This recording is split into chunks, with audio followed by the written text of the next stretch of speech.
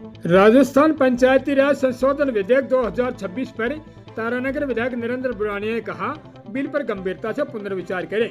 राजस्थान पंचायती राज संशोधन विधेयक 2026 पर अपने विचार रखते हुए तारानगर विधायक नरेंद्र बुरानिया ने सोमवार शाम 6 बजे दी जानकारी में कहा कि राजस्थान की पंचायत व्यवस्था इस प्रदेश की रीढ़ है। 3 दशक से जिस सिस्टम से गांव को ताकत दी, लोकतंत्र को मजबूत किया और चुनाव प्रक्रिया को पारदर्शी रखा, आज वही व्यवस्था इस नए बिल से कमजोर होती दिखाई दे रही है। यह बिल राजस्थान की जमीन की सोच को नहीं, कहीं और से थोपे गए दबाव जैसा लगता है। पंचायत कमजोर होगी तो पूरा प्रदेश प्रभावित होगा, ये बिल्कुल साफ है। उन्होंने कहा कि सीएमओ से अपेक्षा है कि इस बिल पर गंभीरता से पुनर्विचार किया जाए। धन्यवाद सभापति महोदय।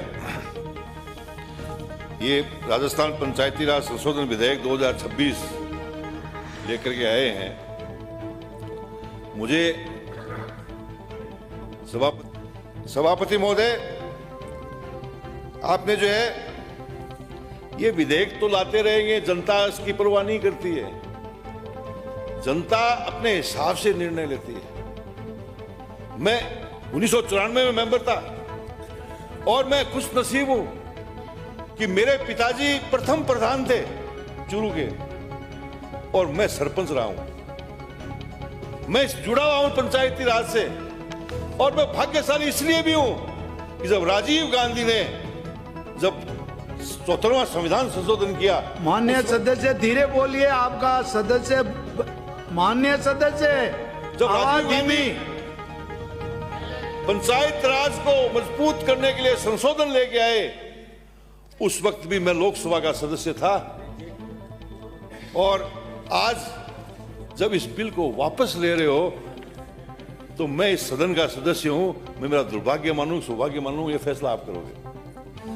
सभापति महोदय, जिस प्रकार से राजीव गांधी को बदनाम करने की कोशिश की गई और आज भी कर रहे हैं कि राजीव गांधी ने, प्रधानमंत्री ने कहा कि मैं 1 रुपया भेजता हूं तो 15 पैसे मिलता है।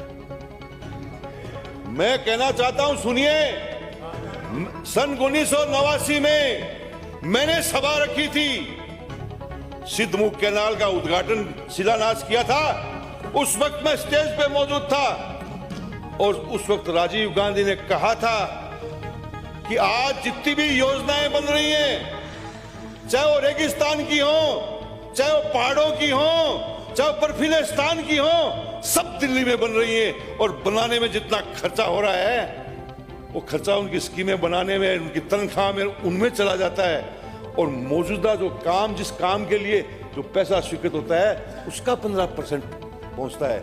इसलिए मैं पंचायतों को मजबूत करना चाहता हूं, इसलिए सीधा पैसा मैं जो पंचायत को देना चाहता हूं और राजीव गांधी ने करने का काम किया। आप क्या कर रहे हो?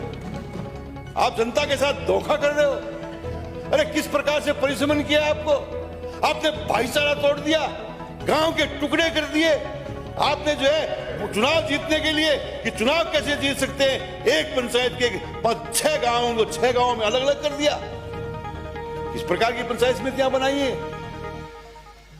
आपको मैं कहना चाहता हूं, मैंने पहले भी कहा है कि जनता ने निर्णय कर लिया है।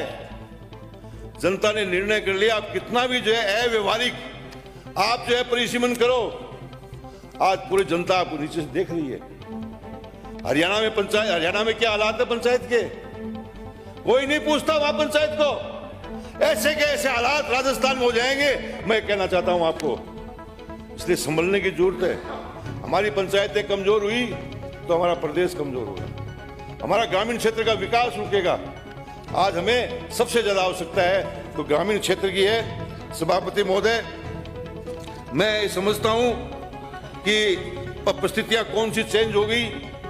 अभी कहते दिल्ली से कोई पर्ची आई होगी, नहीं, ये दिल्ली से आने वाली पर्ची नहीं है, ये तो नागपुर से आने वाली पर्ची है। वहां चिंता व्यक्त की जा रही है कि जनसंख्या को खूब बढ़ाओ। अरे जनसंख्या तो बढ़ेगी, जनसंख्या बढ़ेगी तो बहुत सी चीजें प्रभावित होंगी। मैं कहना चाहता अभी वक्त है, इसको जानने के लिए जनता में छोड़ दीजिए। जनता क्या फैसला करती है उसका विचार जानिए और 6 महीने के लिए इसको प्रचारित कर दीजिए। सभापति महोदय, यही निवेदन करना चाहता हूं। धन्यवाद।